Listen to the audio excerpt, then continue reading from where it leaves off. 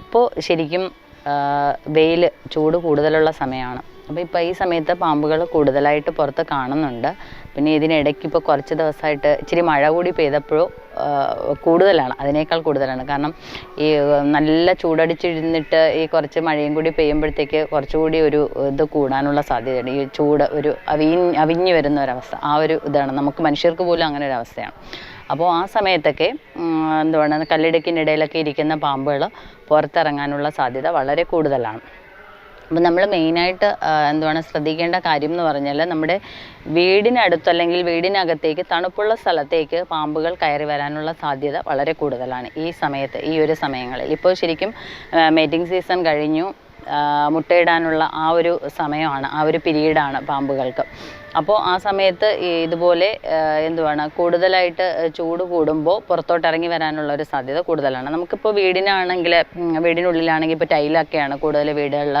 പിന്നെ നമുക്ക് എന്തുവാണ് ബാത്റൂമിനകത്ത് തണുപ്പുള്ള സ്ഥലം, അങ്ങനെയുള്ള സ്ഥലത്ത്, അങ്ങനെയുള്ള ഭാഗങ്ങളിൽ പാമ്പുകൾ അകത്തേക്ക് കയറി വരാനുള്ള സാധ്യത കൂടുതലാണ്. ഇപ്പോൾ ഈ അടുത്ത ദിവസങ്ങളിൽ തന്നെ ഒരു സ്ഥലത്ത് നിന്ന് തന്നെ അടുത്തടുത്ത സ്ഥലങ്ങളിൽ നിന്ന് തന്നെ 2-3 എണ്ണമൊക്കെ കിട്ടുന്നുണ്ട്. നമുക്ക് ഒരു ദിവസം തന്നെ ഒത്തിരി റെസ്ക്യൂ ഈ ഒരു സമയത്ത് വരുന്നുമുണ്ട്. ചൂട് സമയത്ത് ഒരുപാട് റെസ്ക്യൂ വരുന്നുണ്ട്. കാരണം വഴിയിലും വീടിനകത്തും എന്തുവാണ് അങ്ങനെ പറമ്പിൽ അടുത്തായിട്ടുമൊക്കെ ഒത്തിരി റെസ്ക്യൂ വരുന്നുണ്ട്. അപ്പോൾ നമുക്ക് അതിൽ മെയിനായിട്ട് ശ്രദ്ധിക്കേണ്ട കാര്യം എന്ന് പറയുന്നത്, ഒന്നാമതായിട്ട് വീടിന് ചുറ്റും ഒന്ന് വൃത്തിയാക്കി ഇടുക. കാട് പോലെയുള്ള എന്തെങ്കിലും ഉണ്ടെങ്കിൽ ജസ്റ്റ് നമ്മുടെ ഒരു ചുറ്റുപാടും ഒന്ന് നല്ല ഭംഗിയായിട്ടൊന്ന് വൃത്തിയാക്കി ഇടുക. കാരണം നമ്മൾ ഇറങ്ങിയാലും ഇതിൻ്റെ ഇടയിൽ എവിടെയെങ്കിലും കിടക്കുകയാണെങ്കിൽ അറിയാതെ ചവിട്ടാതിരിക്കാൻ വേണ്ടിയിട്ടാണ് അങ്ങനെ പറയുന്നത്. അല്ലാതെ പാമ്പ് മനഃപൂർവ്വം ഇങ്ങോട്ട് വന്ന് ഉപദ്രവിക്കുന്ന ആ ഒരു ഇത് കൊണ്ടല്ല. അപ്പോൾ അതങ്ങനെ ഒന്ന് ചെയ്യുക. പിന്നെ ഈ സമയത്തുള്ളതെന്ന് പറഞ്ഞാൽ നമ്മുടെ ചെടികളെല്ലാം ഉണങ്ങി വാടിയൊക്കെ നിൽക്കുന്ന സമയമാണ്. അപ്പോൾ നമ്മളെല്ലാം ചെടിച്ചട്ടികളിലെല്ലാം വെള്ളം ഒഴിച്ചു കൊടുത്ത് നല്ല തണുപ്പായിട്ടിരിക്കുന്ന ഒരു സമയമാണ്. അപ്പോൾ ഈ ചെടിച്ചട്ടിയുടെ ഉള്ളിൽ, അകത്ത്, അതിൻ്റെ അടിഭാഗത്ത്, അങ്ങനെയുള്ള സ്ഥലങ്ങളിൽ കയറി വരാനുള്ള സാധ്യത കൂടുതലാണ്. ചുരുണ്ടിരിക്കാനുള്ള സാധ്യത കൂടുതലാണ്. കാരണം നമ്മൾ ചെടിക്ക് എന്തായാലും വെള്ളം ഒഴിച്ച സിറ്റിയിലൊക്കെ ഒത്തിരി ചെടി ഒരുപാട് ഇൻഡോർ പ്ലാന്റ്സും ഉണ്ട്, ഔട്ട്ഡോർ പ്ലാന്റ്സും ഒരുപാടുണ്ട്. ഇൻഡോർ പ്ലാന്റ്സും ധാരാളം വയ്ക്കുന്ന വീടുകളുണ്ട്. അപ്പോൾ അങ്ങനെയുള്ള സ്ഥലത്ത് നമ്മൾ ഈ ചെടികൾ ഭയങ്കര ഇഷ്ടമുള്ള ആൾക്കാരൊക്കെ എല്ലാ ദിവസവും വെള്ളമൊഴിച്ച് പരിപാലിക്കുകയാണ്. അപ്പോൾ അങ്ങനത്തെ ഉള്ള തണുത്ത സ്ഥലം കൂടുതലാണ്. അപ്പോൾ അങ്ങനെയുള്ള സ്ഥലത്ത് കയറിയിരിക്കാനുള്ള സാധ്യത വളരെ കൂടുതലാണ്. ചെടിച്ചട്ടിക്കുള്ളിലൊക്കെ കയറിയിരിക്കാനുള്ള സാധ്യത വളരെ കൂടുതലാണ്. പിന്നെ ഞാൻ പറഞ്ഞില്ലേ, ഇതുപോലെ ഇപ്പോൾ ചെറിയൊരു മഴ പെയ്തതുകൊണ്ട് ആ മഴ വെള്ളം വീണ് ഒന്ന് നനഞ്ഞിരിക്കുന്ന അല്ലെങ്കിൽ ഒരു തണുപ്പുള്ള സ്ഥലം ഉണ്ടാവും. അങ്ങനെയുള്ള സ്ഥലത്തേക്ക് കയറി വരാനുള്ള സാധ്യത കൂടുതലാണ്. പിന്നെ ഈ ബാത്റൂമിൻ്റെ അല്ലെങ്കിൽ അടുക്കളയുടെയൊക്കെ വെള്ളം പോകുന്ന ചെറിയ ചെറിയ പൈപ്പുകളുണ്ട്. നമുക്ക് ഈ പൈപ്പിനകത്തിരുന്ന് തന്നെ നമുക്ക് ഒത്തിരി കോൾ വരാറുണ്ട്. പുറത്തു നിന്ന് അകത്തേക്ക് ഈ പൈപ്പ് പോകുന്ന, ഈ വാഷിംഗ് മെഷീൻ്റെയൊക്കെ വെള്ളം പോകുന്ന പൈപ്പുകളൊക്കെ ഉണ്ട്. അപ്പോൾ ഈ പൈപ്പുകളൊക്കെ പുറത്തോട്ട് ഇരിക്കുന്ന പൈപ്പ് വഴി അകത്തേക്ക് കയറാനുള്ള സാധ്യത വളരെ കൂടുതലാണ്. അതൊരു ഒരു തണുപ്പ് അന്വേഷിച്ച് വരുന്നതാണ്. അപ്പോൾ അങ്ങനെയുള്ള പൈപ്പുകൾ ശരിക്കും നമ്മൾ ചെറിയ നെറ്റ്, വെള്ളം പോകുന്ന തരത്തിലുള്ള ചെറിയ നെറ്റ് വെച്ചിട്ട് അതൊന്ന് കവർ ചെയ്ത് കൊടുത്തു കഴിഞ്ഞാൽ വെള്ളം പോവുകയും ചെയ്യും, ഇതിനകത്തോട്ട് കയറി വരാനുള്ള സാധ്യത കുറയുകയും ചെയ്യും. അപ്പോൾ അങ്ങനെയുള്ള സ്ഥലങ്ങൾ നമ്മൾ മാക്സിമം ഒഴിവാക്കി കൊടുക്കണം. പിന്നെ നമ്മുടെ ഈ വീടിന് മുകളിലേക്ക് നമ്മൾ ഈ വള്ളിച്ചെടികളൊക്കെ പടർത്തി വിടാറുണ്ട്.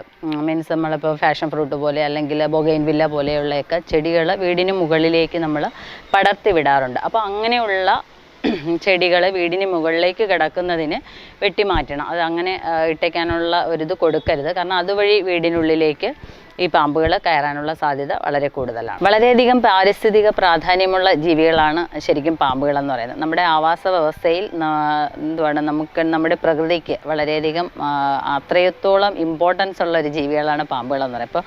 ഇപ്പോൾ നമ്മുടെ ഭക്ഷ്യശൃംഖലയിലെ ഒരു കണ്ണിയാണ് പാമ്പ് എന്ന് പറയുന്നത്. അപ്പോൾ നമുക്കിപ്പോൾ എലികളുടെ എണ്ണം കൂടിക്കഴിഞ്ഞാൽ നമുക്ക് ഒത്തിരി അസുഖങ്ങൾ വരാറുണ്ട്. അങ്ങനെ ഒരുപാട് പ്രശ്നങ്ങൾ, എലിപ്പനി പോലെയുള്ള മാരകമായ അസുഖങ്ങളൊക്കെ വരാറുണ്ട്. പക്ഷേ പാമ്പുകളുടെ എണ്ണം കൂടിയെന്ന് വെച്ചിട്ട് നമുക്കങ്ങനെ പ്രത്യേകിച്ച് അസുഖങ്ങളൊന്നും വരാറില്ല. ഈ പാമ്പുകൾ ഉണ്ടെങ്കിൽ മാത്രമേ എലികളുടെ എണ്ണത്തിലൊരു കുറവ് വരൂ എന്നുള്ളതാണ് ശരിക്കും പറഞ്ഞത്. അപ്പോൾ പാമ്പുകളുടെ എണ്ണം കൂടുന്നു എന്ന് പറയാൻ അങ്ങനെ ക്രമാതീതമായി വർദ്ധിച്ചുകൊണ്ട് ഇരിക്കുന്നൊന്നുമില്ല, അങ്ങനെയൊന്നുമില്ല. പിന്നെ നമ്മൾ കാണുന്ന പാമ്പുകളുടെ എണ്ണം കൂടുന്നുണ്ട്, അതാണ് ശരിക്കും പറഞ്ഞൊരു വിഷയം. നമ്മൾ ഇപ്പോൾ പണ്ടത്തെ പോലെ അങ്ങനെ അധികം അങ്ങനെ ആരും ഒരുപാട് പാമ്പുകളെയൊന്നും കാണാറില്ല. പക്ഷേ നമ്മൾ ഇന്ന് ശരിക്കും പാമ്പുകളെ നമ്മുടെ കണ്ണിൽ കാണുന്നുണ്ട്. അതുകൊണ്ടാണ് നമുക്കിതിൽ ഒരുപാട് പാമ്പുണ്ടെന്ന് തോന്നുന്നത്. ശരിക്കും പാമ്പുകൾ അങ്ങനെ പെട്ടെന്നൊന്നും നമ്മുടെ കൺമുന്നിൽ വന്ന് പെടുന്നൊരു ജീവിയല്ല. മാളങ്ങളിലാണ് സന്ധ്യ കഴിയുമ്പോൾ അല്ലെങ്കിൽ രാത്രി സമയങ്ങളിലാണ് ഇരപിടിക്കാൻ കൂടുതൽ ഇറങ്ങുന്നത്. അല്ലാതെ മനുഷ്യരുടെ മുന്നിൽ പെട്ടെന്ന് വന്ന് പ്രത്യക്ഷപ്പെടുന്ന ഒരു ജീവിയല്ല പാമ്പ് എന്ന് പറയുന്നത്. പക്ഷേ ഇപ്പോൾ നമ്മൾ ഒരുപാട് കാണുന്നുണ്ട്. അതിന് കാരണം എന്ന് പറയുന്നത് ഇതാണ്, എന്തുവാണ് ഇത്, എലികളുടെ എണ്ണം കൂടുതലുണ്ട്. അപ്പോൾ എലിയെ പിടിക്കാൻ വേണ്ടി പുറത്തോട്ട് ഇറങ്ങുന്നുണ്ട്. അപ്പോൾ നമ്മൾ കാണുന്നുണ്ട്. അല്ലെങ്കിൽ ഇതുപോലെയുള്ള നമ്മുടെ പ്രകൃതിയിൽ വന്ന ഒരുപാട് മാറ്റങ്ങളുണ്ട്. പ്രകൃതിയുടെ കാലാവസ്ഥയിൽ വന്ന മാറ്റം, ആ ഒരു മാറ്റത്തിൻ്റെയൊക്കെ കാരണം കൊണ്ട് ചിലപ്പോൾ പുറത്തോട്ട് ഇറങ്ങുന്നത് നമ്മൾ കാണുന്നുണ്ടായിരിക്കും. നമ്മൾ പക്ഷേ ഒരു ആവാസ വ്യവസ്ഥയിൽ നമ്മളിപ്പോൾ ഒരു സ്ഥലത്തു നിന്ന് റെസ്ക്യൂ ചെയ്താൽ പോലും ഒരു ആവാസ വ്യവസ്ഥയിൽ നിന്ന് നമ്മൾ മാറ്റി പിന്നെ വനത്തിനുള്ളിൽ കൊണ്ടുവിടുകയാണ് ചെയ്യുന്നത്. നമ്മൾ റെസ്ക്യൂ ചെയ്യുന്ന എല്ലാ പാമ്പുകളും. കാരണം നമുക്കിപ്പോൾ ശരിക്കും പറഞ്ഞാൽ ഈ സിറ്റിയിലാണ് കൂടുതൽ കാണുന്നത്. അല്ലാതെ നമ്മുടെ നാട്ടിൻപുറത്തൊക്കെ റെസ്ക്യൂ ചെയ്യുന്ന പാമ്പുകളുടെ എണ്ണം കുറവാണ്.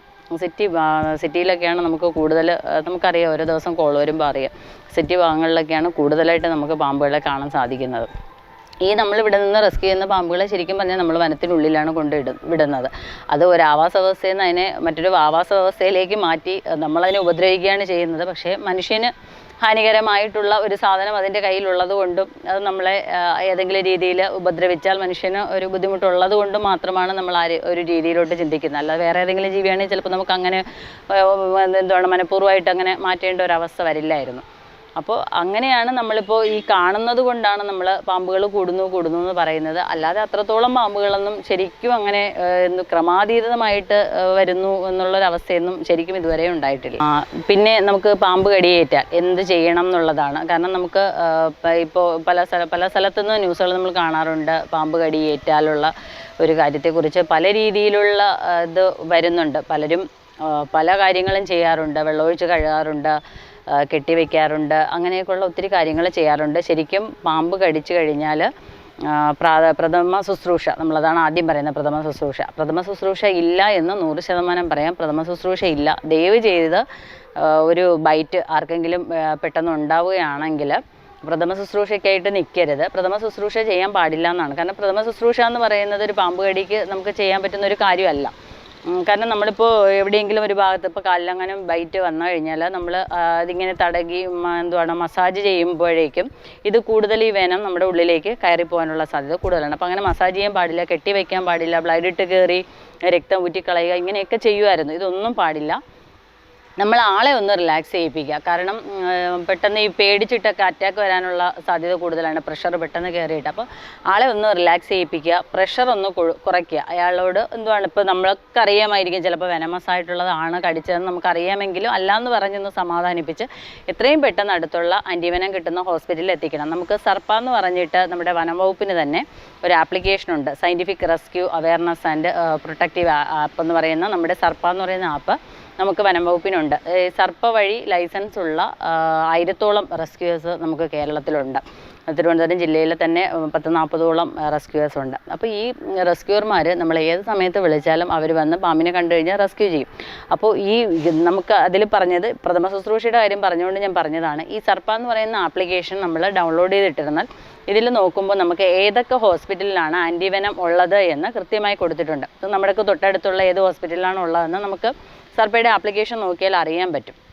ഇപ്പോൾ എനിക്ക് തോന്നുന്നു ഒരുവിധം എല്ലാ ഹോസ്പിറ്റലിലും ആൻറ്റിവെനം കൊടുക്കുന്നുണ്ട്. പോളിവെനം എന്നാണ് പറയുന്നത്. ശരിക്കും നമുക്ക് 5 പാമ്പാണ് നമ്മുടെ മനുഷ്യന് ഹാനികരമായ രീതിയിൽ വിഷമുള്ള 5 പാമ്പാണുള്ളത്. ഈ 5 കടിച്ചു കഴിഞ്ഞാലും നമുക്ക് ഒരു സാധനം തന്നെയാണ് ഇഞ്ചെക്ട് ചെയ്യുന്നത്, ആൻറ്റിവെനമായിട്ട് ഒരെണ്ണം തന്നെയാണ് ഇഞ്ചെക്ട് ചെയ്യുന്നത്. അപ്പോൾ നമ്മൾ പാമ്പിനെ അടിച്ചു കൊന്ന് എടുത്തുകൊണ്ട് പോകേണ്ട കാര്യമോ അങ്ങനെയൊന്നും ഒരു ഇതിനു വേണ്ടി അങ്ങനെ നിൽക്കരുത്.